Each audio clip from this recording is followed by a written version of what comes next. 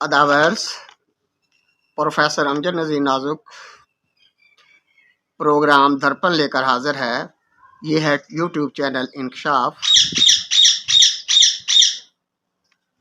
मिर्ज़ा साहबा के कब्र के मुजावर या गद्दी नशीन से हमने एक इंटरव्यू किया। आज वो इंटरव्यू आपके सामने पेश करेंगे। तारफी कलमात के तौर पर कुछ कहना चाहता हूँ। 5 दरियाओं की सरजमीन, सांदलबार का इलाका, रचना दोआबा, बरे सगीर में मुग़लों की हुकूमत थी। मौजूदा फैसलाबाद का ये इलाका बेआबाद था। अभी ये शहर ना फैसलाबाद ना ये पुराना जो इसका नाम था लैलपुर आबाद नहीं हुए थे। इस इलाके का में एक गांव है दाना आबाद। यहाँ के एक गबरू नौजवान को इश्क हो गया साहबा नाम की एक नौउम्र मुटियार से।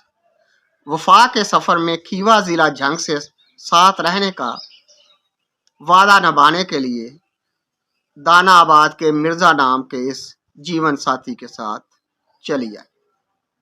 दोनों राह इश्क के पहले सफ़र पर ही दुनिया फ़ानी की राह अजल में मारे गए।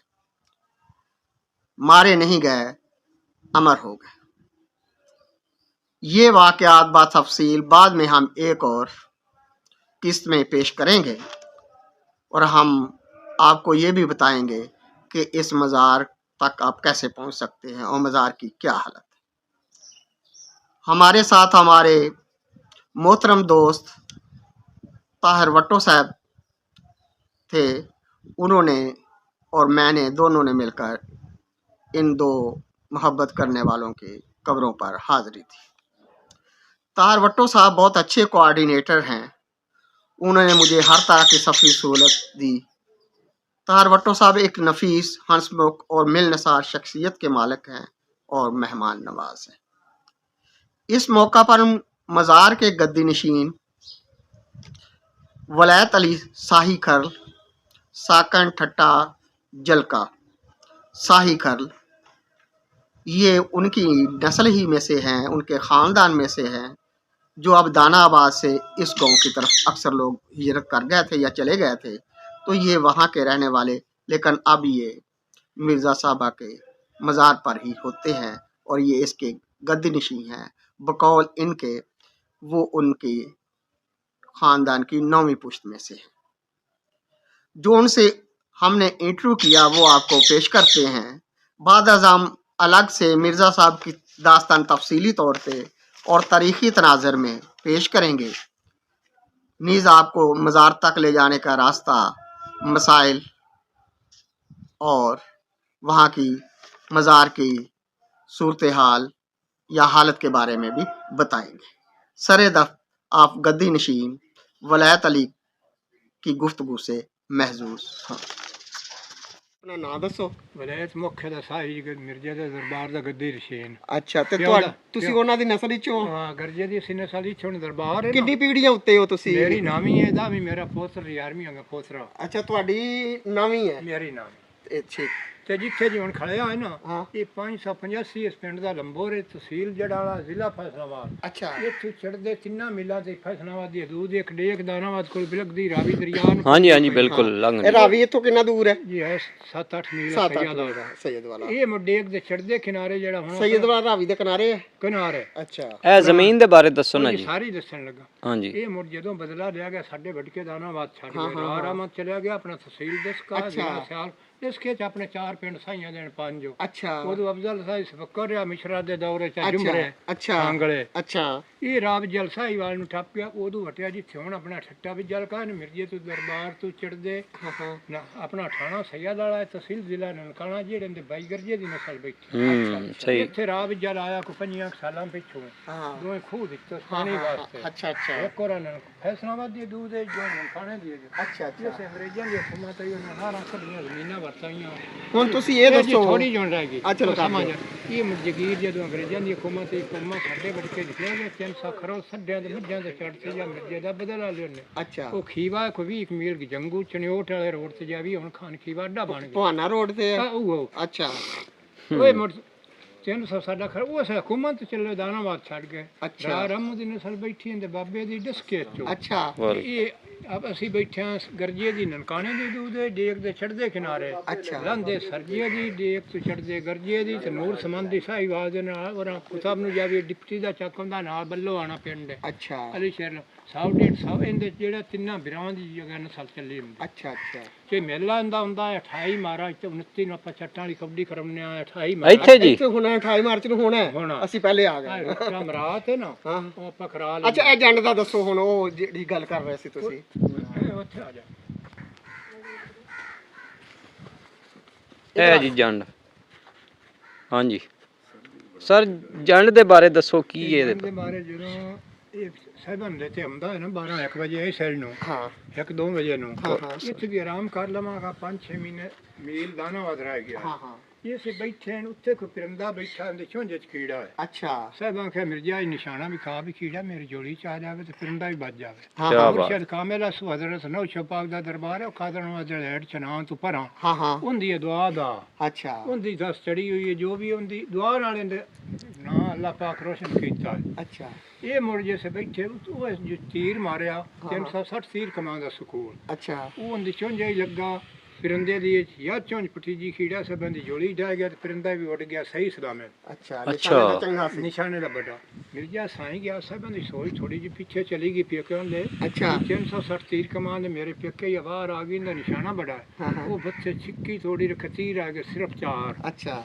ਜਦੋਂ ਘੋੜੀਆਂ ਤੇ ਵਾਰ ਵੀ ਆ ਗਈ ਤੇ ਇਹ ਛਪੜੀ ਨੂੰ ਸਾਹਿਬ ਨਹੀਂ ਇੱਧਰ ਪਿੰਡ ਹੈ ਇਹ- ਤੇ ਇਹ ਉਹ ਇੱਧਰੋਂ ਹੀ ਆਏ ਖੀਵੇ ਤੋਂ ਇਧਰੋਂ ਆਏ ਆ 27 28 ਤੇ ਬੂਟੇ ਸਾਨੇ ਯਾਲ ਲੱਲੋ ਅੱਛਾ ਇਹ ਰਾਹ ਉਹ ਸਰ ਪਤਲੇ ਆਣ ਨਾ ਅੱਛਾ। ਇਹ ਜਦੋਂ ਇਹ ਛਪੜੀ ਨੂੰ ਸਾਹਿਬਾਂ ਦੇ ਫਿਰ ਯਾਨੀ ਪਹਾੜ ਲੋ ਆਏ ਨੇ ਹਾਂਜੀ ਠੀਕ ਹੈ। ਲੰਦੀ ਤਰ੍ਹਾਂ ਫੱਲੋ ਲਾਂਦੀਓ ਲੰਦ ਲਾਂਦੀਓ ਆਏ ਜਦੋਂ ਜੀ ਇੱਥੇ ਆਏ ਵੇਖ ਲਓ। ਉੱਤੇ ਕੋਈ ਫਿਰ ਅਦਵਾ ਉਹ ਸਿਰ ਸਾਹਿਬਾਂ ਉਠਾਇਆ ਮਿਰਜ਼ਾ ਪੇਕੇ ਮੇਰੇ ਕੁੱਤੇ ਆ ਗਏ ਆਪਣੇ ਮਗਰ ਪਿੱਛੇ ਬਾਹਰ ਆ ਗਈ ਹੈ ਹਾਂ ਹਾਂ ਉਦੋਂ ਤੋਂ ਬੁਲਿਓ ਨੇ ਬਰਾਤ ਆਈ ਹੋਈ ਛੜਾਂ ਦੀ ਸੁਬਾਹ ਡੋਲੀ ਚ ਪਾ ਦੇਣੀ ਉਹਨੇ ਅੱਛਾ। ਧਾਰ ਚੜਾੜ ਨੂੰ ਅੱਛਾ ਉਹਨਾਂ ਨਾਮ ਤੋਂ ਘੇਰਾ ਪਾ ਦਿਆ ਮਿਰਜ਼ੇ ਨੂੰ ਹਾਂ ਹਾਂ ਪਹਿਲੇ ਮਿਰਜ਼ੇ ਮਾਰ ਲਿਆ ਖਾਨ ਸ਼ਮੀਰ ਸਾਹਿਬਾਂ ਦੇ ਭਾਈ ਨੂੰ ਵੀ ਧਾਰ ਚੜਾੜ ਨੂੰ ਹਾਂ ਹਾਂ ਜਦੋਂ ਉਹਨੇ ਘੇਰਾ ਉਹਨਾਂ ਤੋਂ ਦੋ ਭਾਈ ਨਹੀਂ ਮਾਰੇ ਉਹਦੇ ਭਾਈ ਇੱਕ ਮਾਰਿਆ ਇਹਨੇ ਇੱਕ ਮਾਰਿਆ। ਸ਼ਮੀਰ ਤੇ ਧਾਰ ਚੜਾੜ ਜਿੰਦੀ ਬਰਾਤ ਆਈ ਸੁਬਾਹ ਸਾਹਿਬਾਂ ਨੂੰ ਡੋਲੀ ਚ ਪਾ ਦੇਣਾ ਅੱਛਾ ਅੱਛਾ ਉਹਨਾਂ ਨਾਮ ਤੇ ਮਿਰਜ਼ੇ ਨੂੰ ਘੇਰਾ ਪਾ ਲਿਆ ਹਾਂ ਹਾਂ 50 ਬੰਦਾ 60 ਘੋੜੀਆਂ ਤੇ ਜਿਸ ਮਿਰਜ਼ੇ ਨੂੰ ਮਾਰਨ ਲੱਗੇ ਨੇ ਸਾਹਿਬਾਂ ਜੀ ਉੱਤੇ ਡਿੱਗ ਪਈ ਮਿਰਜ਼ੇ ਨੂੰ ਨਾ ਮਾਰੋ ਅੱਛਾ ਉਹਨੂੰ ਇੱਕ ਕਾਵੇੜ ਦੇ ਚਾਹ ਤੇ ਮਾਰਿਆ ਗਿਆ ਵੀ ਅੱਗੇ ਮਿਰਜ਼ੇ ਨਾਲ ਆ ਗਈ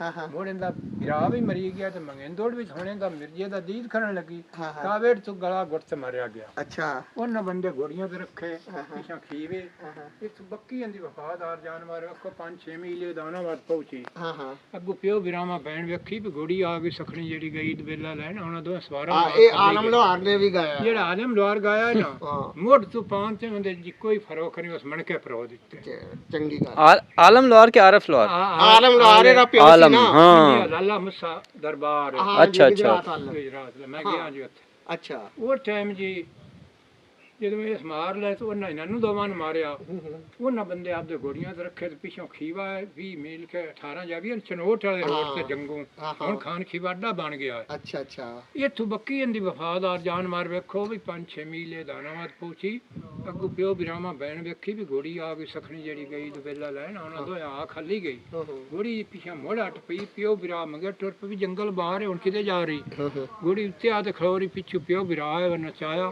ਇਹ ਖੁਦਾਉ ਉਹਨਾਂ ਦੇ ਦਿਲ ਚ ਰਹਿਮ ਆਇਆ ਅੱਲਾਹ ਪਾਕ ਉਹਨਾਂ ਨੂੰ ਮਰਲਾ ਇੱਥੇ ਬਖਸ਼ਾਇਆ ਹੋਰ ਜਿੱਥੇ ਉਹ ਮੇਲਾ ਲੱਗਾ ਹੈ ਕਿਉਂ ਮੁਰਬਿਆਂ ਚ ਕਬਰਸਤਾਨ ਮਦਰਸਾ ਦਾਨਾਬਾਦ ਦੇ ਨਾਲ ਪੁਰਾਣਾ ਘਰ ਦੇ ਕੋਲ ਵੀ ਦਫਨਾ ਸਕਦੇ ਆ ਇਹ ਆਪਣੀ ਦਾਨਾਬਾਦ ਦੀ ਜਗੀਰ ਸਮਝ ਚ ਰੱਖਿਆ ਗਿਆ ਅੱਛਾ ਘੋੜੀ ਮੁੱਢੇ ਡੇਕ ਮਹੀਨਿਆਂ ਦੀ ਕਬਰ ਤੇ ਘੁੰਮਦੀ ਬੱਤੀ ਤੱਸੀ ਬੁੱਕੇ ਤੇ ਗਮ ਵਿੱਚ ਹੀ ਮਰ ਗਈ ਹੁੰਦੀ ਨਿਸ਼ਾਨੀ ਬਾਹਰ ਉਹਨੂੰ ਵੀ ਵੇਖਣੇ ਆ ਇਹ ਦੇ ਬਾਰੇ ਦੱਸੋ ਵੀ ਇਹ ਖਾਲੀ ਹੈ ਆ ਥੋੜਾ ਦੱਸੋ ਅੰਦਰੋਂ ਖੋਖੜਾ ਹੈ ਦੱਸੋ ਦੇਖੋ ਖੜਾ ਜੀ ਮੇਰੀ ਵੀ 60 ਸਾਲ ਤੋਂ ਕੋਈ 2 ਸਾਲ ਉੱਤੇ ਹੀ ਉਮਰ ਹੈ ਹਾਂ ਹਾਂ ਮੇਰੇ ਬਾਪ ਆ ਦੇ ਦੇਖੋ ਨਾ ਮੇਰੇ ਬਾਪ ਦੇ ਵੇਲੇ ਇਹ ਜੀ ਬਿਲਕੁਲ ਖਾਲੀ ਹੈ ਵਿੱਚੋਂ ਖਾਲੀ ਹੈ ਤੋੜ ਤਾਂ ਤੋੜ ਤੱਕ ਖਾਲੀ ਖਾਲੀ ਦੋ ਸਦੀਆਂ ਦੋ ਤੇ ਖਾਲੀ ਹੋਣ ਗੁਜ਼ਰ ਗਈ ਤੁਹਾਡੇ ਹਿਸਾਬ ਨਾਲ ਇਹ ਜੋ ਹੈ 200 ਸਾਲ ਤੋਂ ਐਨਜੀ ਹੈ ਹਾਂਜੀ ਹੈ ਅੱਗੇ ਫਰਜ ਤੇ ਬਾਕੀ ਜਦੋਂ ਦਾ ਮਿਰਜ਼ਾ ਉਰੋਂ ਦਾ ਦਰਖਤ ਨਹੀਂ ਚਲੋ ਰਹੇ ਹਾਂ ਅੱਛਾ ਅੱਛਾ ਚਲਾ ਵੀ ਹੋਰ ਅੱਛਾ ਜੀ ਇਹ ਬੱਗੀ ਦੀ ਕਬਰ ਇਹ ਮਿਰਜ਼ੇ ਇਹ ਠਹਿਰੋ ਨਾ ਮੈਂ ਕਟਾਉ ਨਾ ਫਿਰ ਵਰਦਾ ਸਾਹਿਬਾਂ ਜੀ ਚਲੋ ਜੀ ਬਜ਼ੁਰਗੋ ਹੁਣ ਤੁਸੀਂ ਇਹ ਮਿਰਜ਼ੇ ਦੀ ਘੋੜੀ ਵਾਲੇ ਗੱਲ ਕਰੋ ਦੱਸੋ ਕੋਈ ਸਾਨੂੰ ਘੋੜੀ ਜੀ ਇਹ ਅੱਡਾ ਰਹਿ ਜੀ ਇਹ ਜਿਹੜਾ ਦਿੱਲੀ ਪੁਰਾਣੀ ਦੀ ਕੋਈ 8 ਸਾਲ ਅੱਛਾ ਅਕਬਰ ਬਾਦਸ਼ਾਹ ਆਰਡਰ ਕੀਤਾ ਜਾ ਮਿਰਜ਼ਾ ਖਰਾ ਜੱਟ ਨੂੰ ਲਿਆ ਦਾ ਲਿਖਾ ਲਗਾ ਜਾਓ। ਅੱਛਾ ਜਦੋਂ ਉਹਨੇ ਪੇਸ਼ ਕੀਤਾ ਕਿ ਮਿਰਜ਼ਾ ਆਖਿਆ ਅਕਬਰ ਬਾਦਸ਼ਾਹ ਸਲਾਮਤ ਮੇਰੀ ਕੱਖਰੀ ਦਿਲ ਦੀ ਖਾਹਿਸ਼ ਉਹ ਮੇਰੀ ਪੂਰੀ ਹੋਈ ਜਾਵੇ ਤਾਂ ਫਾਇਦੇ ਨਾ ਅੱਛਾ ਸਾਨੂੰ ਵੀ ਨਾਲ ਸ਼ਾਮਿਲ ਕਰ ਲਓ। ਕੀ ਤੇਰੀ ਖਾਹਿਸ਼ ਹੈ? ਉਸ ਆਖਿਆ ਮੇਰੀ ਮਿਰਜ਼ਾ ਆਖਿਆ ਜਲਦੀ ਕਿ ਸਿਪਾਹੀਆਂ ਨੂੰ ਆਖ ਮੈਨੂੰ ਦਿੱਲੀ ਦੇ ਬਾਜ਼ਾਰਾਂ ਦੇ ਸੈਰ ਕਰਾਉਣ ਤੋਂ ਮੁੜ ਫਾਇਦੇ ਜਰਾ ਉੱਚੀ ਬੋਲੋ। ਉਹ ਸਿਪਾਹੀ ਲਈ ਜਾਂਦੇ ਆ ਅਗਰ ਜਦ ਸਿਪਾਹੀਆਂ ਨੂੰ ਆਖਿਆ ਮਿਰਜ਼ੇ ਵੀ ਜਨਾਬ ਮੇਰੀ ਹੱਥਕੜੀ ਪੱਟ ਲਓ ਮੈਨੂੰ ਥੋੜਾ ਜਿਹਾ ਖੁੱਲ੍ਹਾ ਫਿਰਨ ਦਿਓ ਮੈਂ ਕਿਹੜਾ ਬਚ ਜਾਣਾ। ਉਹਨਾਂ ਦੇ ਦਿਲ ਵਿੱਚ ਰੱਬ ਵੱਲੋਂ ਰਹਿਮ ਆ ਗਿਆ ਵੀ ਆਪਾਂ ਨੂੰ ਕਿਤੇ ਜਾਣ ਦੇਣਾ। ਉਹ ਹੱਥਕੜੀ ਪਾੜ ਲਈ ਦਿੱਲੀ ਦੇ ਬਾਜ਼ਾਰ ਨੂੰ ਜਾ ਵੜਿਆ ਖੁੰਡੇ ਤੇ ਡੰਗਾ।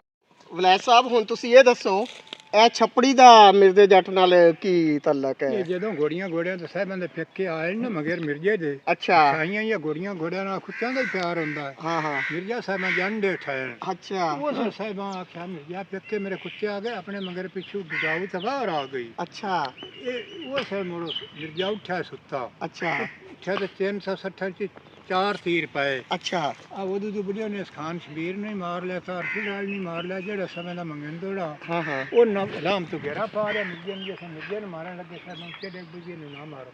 ਉਹਦਾ ਗਲਾ ਗੁੱਟ ਮਾਰਿਆ ਗਿਆ ਵੀ ਅੱਗੇ ਮਿਰਜ਼ੇ ਨਾਲ ਆ ਗਈ ਮੁੰਡੇ ਦਾ ਭਾਈ ਮਿਰਜ਼ੇ ਮਾਰ ਲਿਆ ਮੋੜੇ ਦਾ ਮੰਗੰਦੋੜੀ ਮਾਰ ਇਹ ਹੁਣ ਜੀਦ ਕਰਨ ਲੱਗੇ ਵੀ ਮਿਰਜ਼ੇ ਨੂੰ ਨਾ ਮਾਰੋ ਉਹਦਾ ਗਲਾ ਗੁੱਟ ਤੇ ਮਾਰਿਆ ਗਿਆ। ਹਾਂ ਇਹ ਛਪੜੀ ਦਾ ਨਿਸ਼ਾਨ ਹੋਰ ਅੱਛਾ ਇੱਥੇ ਮਾਰਿਆ ਗਿਆ। ਮਾਰਿਆ ਉੱਥੇ ਗਿਆ।